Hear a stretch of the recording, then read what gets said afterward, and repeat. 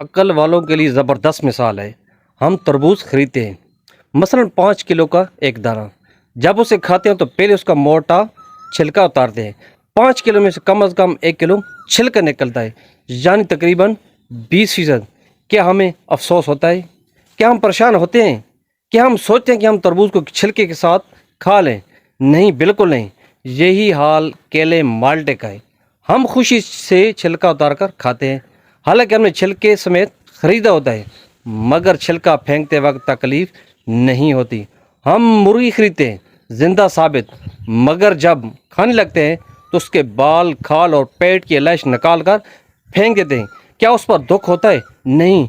تو پھر 40,000 میں سے 1,000 دینے پر اور 1,00,000 میں سے 2,500 دینے پر کیوں ہمیں بہت تکلیف ہوتی ہے؟ حالانکہ یہ صرف 2.5% بنتا ہے، یعنی 100 روپے میں صرف 2.5 روپے۔